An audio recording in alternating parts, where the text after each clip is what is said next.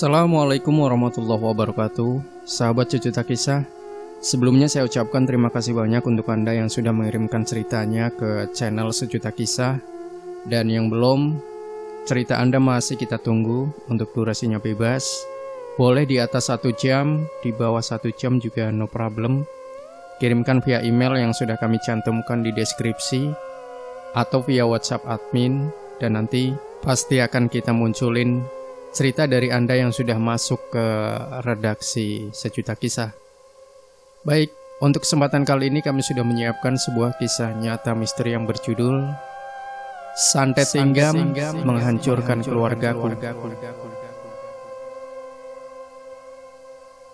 Mungkin jika bukan Ama yang meminta aku pulang, aku tak akan menginjakan kaki lagi di sini.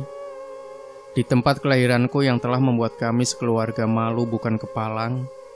Aku hanya ingin semua hal yang pernah terjadi pada keluarga kami bisa aku lupakan. Karena itu aku memutuskan merantau ke Jakarta untuk lari dari semua itu, sekaligus untuk memperbaiki nasib keluarga kami yang sempat hancur karena kedengkian orang lain. Ibarat kata orang, mampa jauh rantau, mampa elok nasib. Aku tinggal di salah satu kampung di wilayah Sumatera Barat. Kehidupan perekonomian masyarakat di kampung kami tergolong stabil. Saat itu aku masih duduk di kelas 1 SMP, kakakku kelas 3 SMP, dan adikku kelas 1 SD. Ama yang notabene seorang ibu rumah tangga sangat sayang sekali pada keluarganya. Semua ia lakukan demi membantu Ama agar kami bisa makan 3 kali sehari. Aba hanya pedagang pakaian di pasar kampung kami. Aba orang yang sangat gigih dalam berusaha. Ia pernah beternak lele. Ia juga pernah berkebun cabai dan berkebun jahe di ladang kami yang tak begitu luas. Semua Aba lakukan jika Aba tak ke pasar untuk berdagang. Ama pun begitu. Ia membantu Aba dengan membuat karupuak jariang yang nantinya akan dititip di kedai nasi di kampung kami. Berkat kegigihan Aba dan Ama, akhirnya perekonomian keluarga kami mulai naik. Pembeli dagangan Aba mulai banyak. Mulai dari pegawai sampai pedagang di pasar, banyak yang percaya dengan kualitas pakaian yang dijual Aba. Apalagi jika bulan Ramadan tiba, hasil penjualan Aba semakin banyak. Tak jarang masyarakat kampung sebelah juga berbelanja pada Aba. Bahkan langganan Aba ada yang sekali belanja sampai 1 juta lebih. Karena itu, Aba memberanikan diri meminjam modal pada salah satu koperasi di desa kami, dibandingkan meminjam pada rentenir yang bunganya jauh lebih besar. Aba lebih memilih meminjam pada koperasi, walaupun harus rela ladang kami menjadi jaminan, karena pinjaman yang diberikan koperasi tidak terlalu besar, dan jika ingin meminjam dana lebih banyak, harus ada barang yang dijaminkan. Tak apa, yang penting langganan kita tidak kecewa.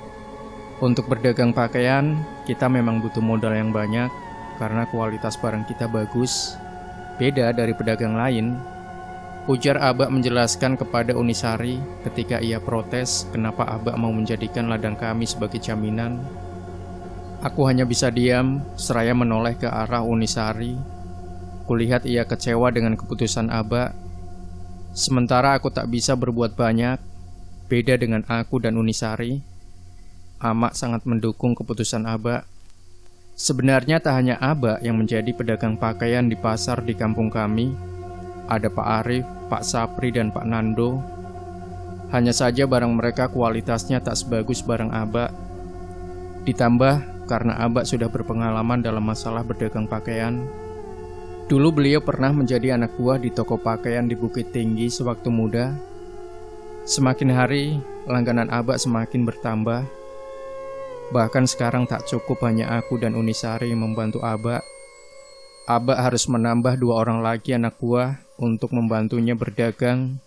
Tentunya agar semua langganan bisa dilayani dengan baik. Semua dilakukan Aba agar tak mengecewakan langganannya. Dalam seminggu Aba 4 kali jualan, itu terbagi di 2 pasar. Lama-kelamaan setiap bulan Ramadan tiba, langganan Aba semakin bertambah. Bahkan dalam 1 hari, hasil jualan Aba bisa nyampe 10 jutaan. Kala itu kehidupan kami semakin lebih baik. Kami bisa memperbaiki rumah dan membeli beberapa hektar ladang. Selama 4 tahun berturut-turut, Abak masih menjadi pedagang kain terbaik di kampung kami. Tapi itulah Abak, sesukses apapun ia selalu baik kepada siapa saja. Terkadang tak semua orang senang ketika orang lain mendapat kebahagiaan. Sebut saja Pak Nando yang juga pedagang pakaian.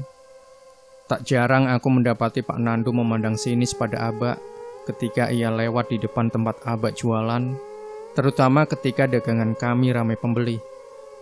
Bahkan tak segan-segan ia menyindir Abak dengan perkataan yang menyakitkan hati. Memelihara tuyul lah, memakai penglaris lah, dan masih banyak ucapan yang tak enak didengar yang sampai di telinga kami. Beberapa langganan pernah bilang pada Abak bahwa Pak Nando menghasut mereka agar tak membeli pakaian pada Abak. Abak hanya tersenyum seraya menjelaskan bahwa yang Pak Nando bilang itu tak benar. Bukan aku ingin membela Abak, hanya saja aku paham betul dengan sikap Abak. Ia orang yang taat beribadah. Sholat dan zakat adalah 2 hal yang tak pernah ditinggalkan Abak. Selain itu, Abak juga orang yang tak pelit dan ramah kepada setiap orang. Bahkan aku juga pernah lihat sendiri, Abak memberi bonus yang cukup banyak pada anak buahnya. Karena mereka juga dagangan kita bisa laris. Ibaratnya begini Dina, rezeki kita itu mengalir lewat mereka juga.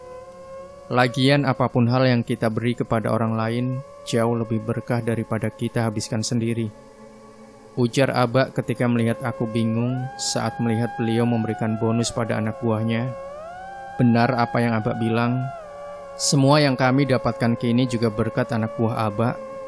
Aku jadi malu sendiri mendengar ucapan Abak. Banyak hal yang bisa aku pelajari dari Abak. Salah satunya ketika aku ingin membatalkan puasa karena tak sanggup menahan haus. Karena panasnya udara ditambah dengan lelahnya melayani langganan Abak yang banyak. Tapi aku sering lihat orang-orang di sini banyak yang gak puasa, Bak. Bahkan ada juga yang makan dan minum terang-terangan. Aku pun protes seraya melihat Pak Nando yang sedang asik minum teh di kedai yang berada di depan tempat Abak jualan. Itu karena kadar keimanan kita beda-beda, jawab Abak. Hingga beberapa tahun pun terlewati, roda perekonomian kami masih di atas. Sekarang, Abak sudah mempunyai 5 orang anak buah dan 2 tempat untuk jualan. 1 Abak yang mengendalikan dan yang 1 lagi dikendalikan oleh Unisari. Suatu hari, selepas jualan dari pasar, aku mendengar Abak bicara pada Amak di ruang tengah. Tadi Nando bicara pada Abak, ujar Abak setengah berbisik. Dia bilang apa, Bak? Tanya Amak penasaran. Dia bilang mau menjodohkan anaknya dengan Sari, anaknya yang sering berjudi di kedai Tek Muna itu. Suara Amak mulai meninggi. Shh, jangan sampai anak-anak dengar. Abak juga tidak setuju. Mana mungkin Sari mau.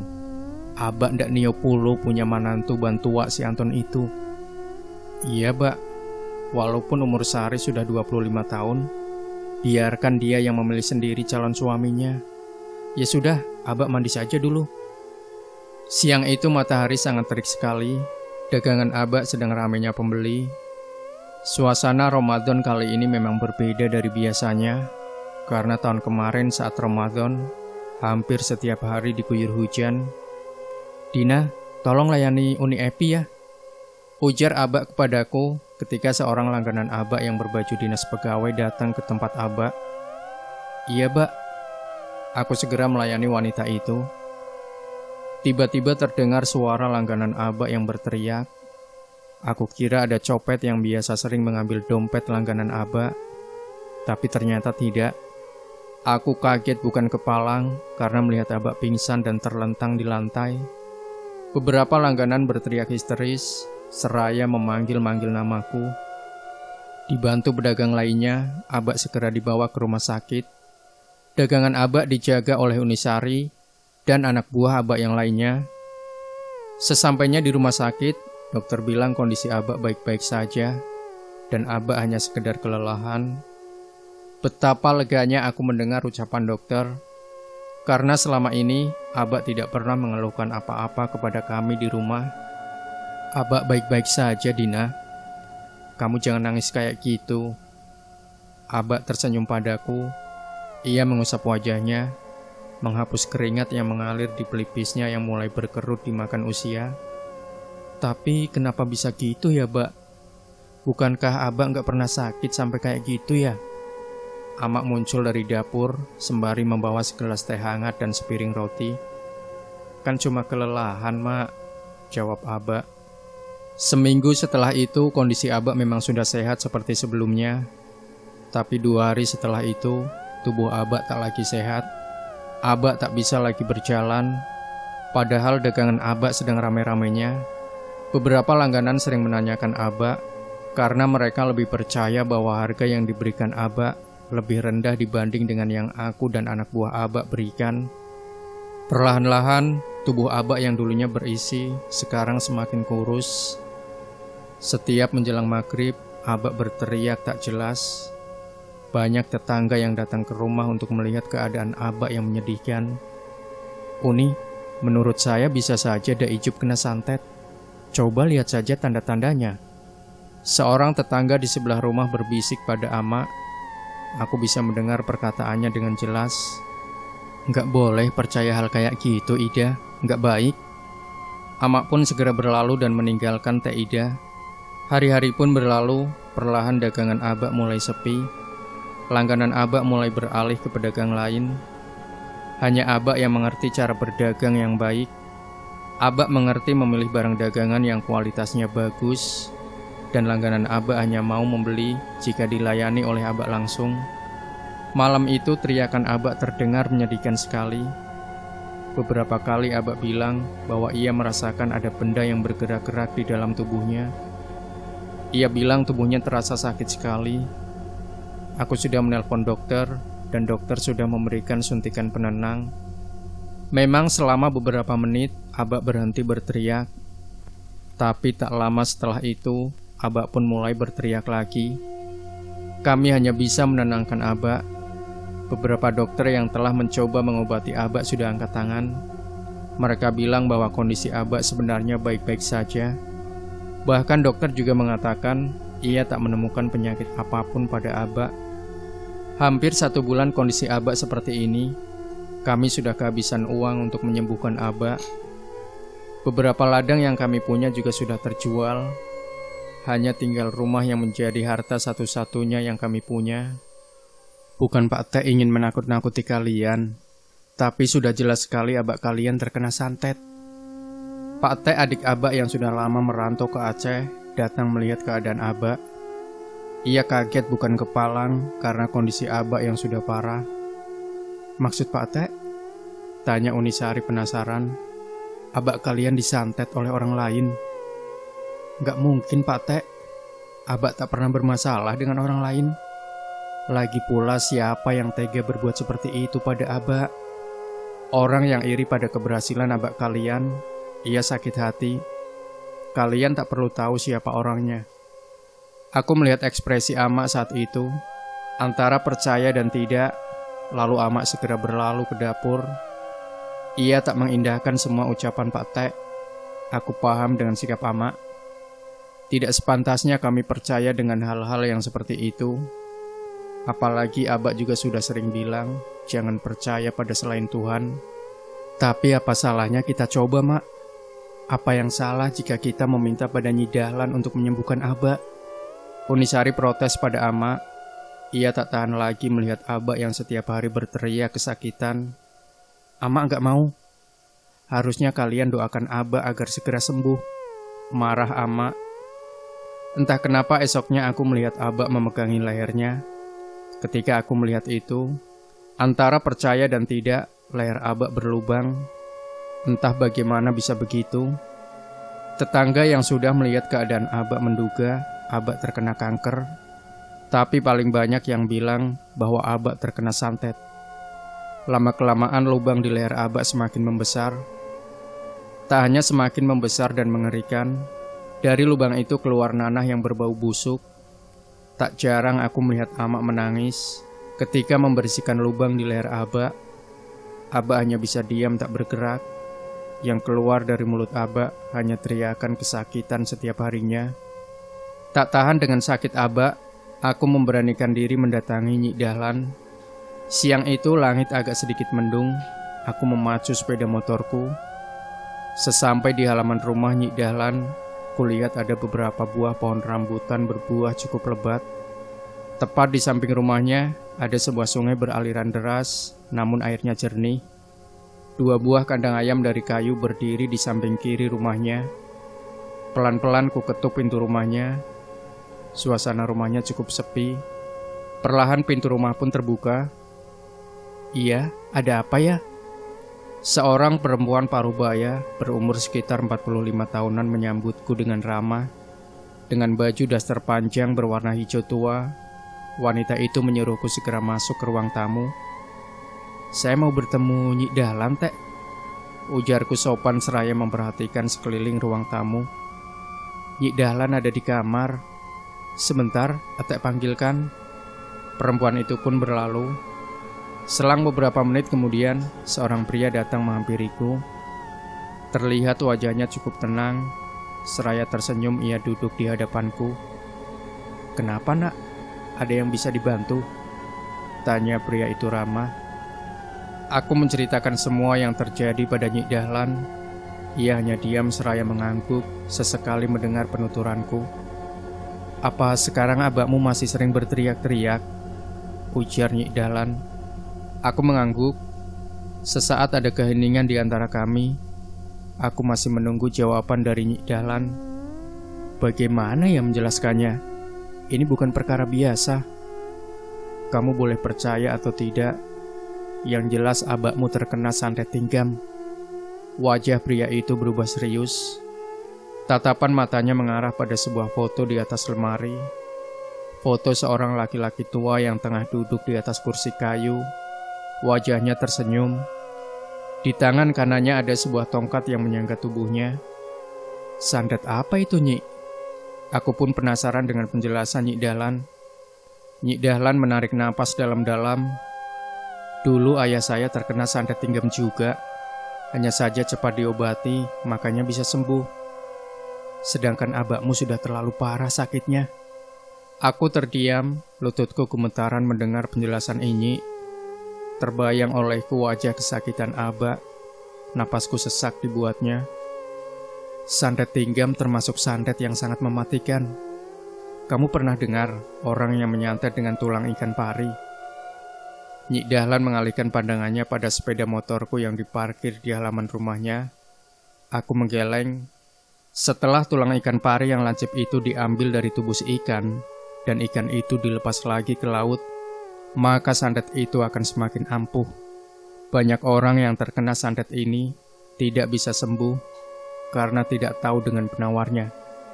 Lalu siapa yang melakukannya pada abak, Nyik? Tunggu dulu, saya belum selesai. Jadi setelah tulang ikan pari itu diambil, tulang itu dipakukan pada batang nangka yang bergetah. Hanya orang-orang yang punya ilmu tinggi yang tahu bagaimana proses dipakukan itu.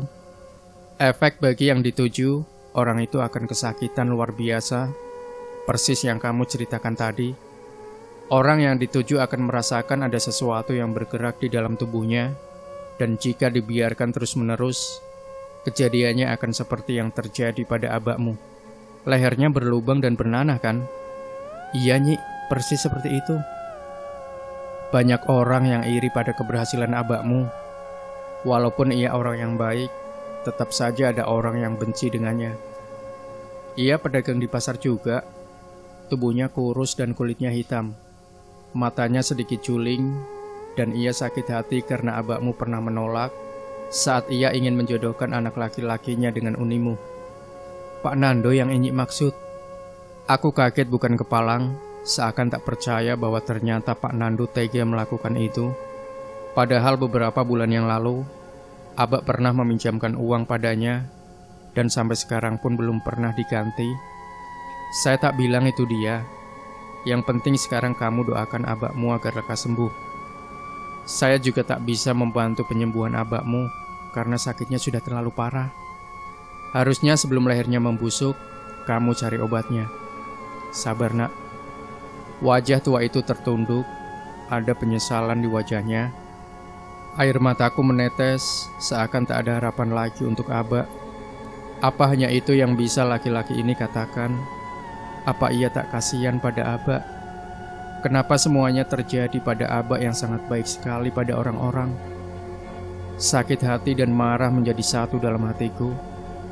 Tanpa sepatah kata pun, aku segera pergi dari rumah Nyi Dahlan. Tak kupedulikan teriakannya padaku, aku hanya ingin pulang. Aku ingin memeluk Aba, meringankan sakit yang ia derita. Sesampai di rumah, kudapati Aba duduk sambil menangis di ruang tamu. Ia terkejut melihatku datang. Aku segera berlari ke dalam kamar Aba. Kulihat wajah orang yang teramat kusayangi itu semakin pucat. Napasnya tersengal-sengal. Unisari dan adikku terduduk di samping tempat tidur Aba. Tak apa-apa, nak. Aba nggak apa-apa. Kalian jangan nangis. Jaga anakmu ya, Dina. Sekolah yang rajin. Aba mau pergi, ucap Aba pelan. Aku menangis terisak-isak sembari memanggil Ama.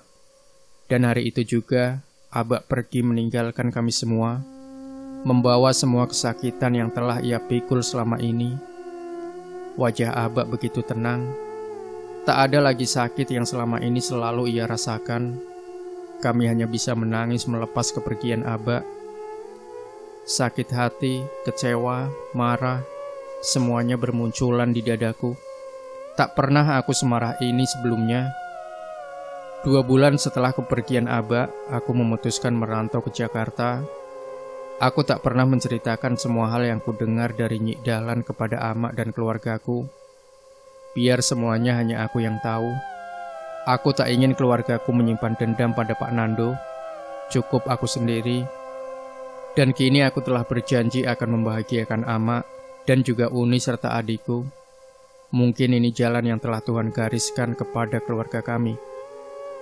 Demikian sahabat Sejuta Kisah. Tinggalkan komentar Anda, like, share video ini, subscribe channel Sejuta Kisah, dan kembali nantikan cerita-cerita misteri terbaru dari kami selanjutnya. Sampai jumpa. Wassalamualaikum warahmatullahi wabarakatuh.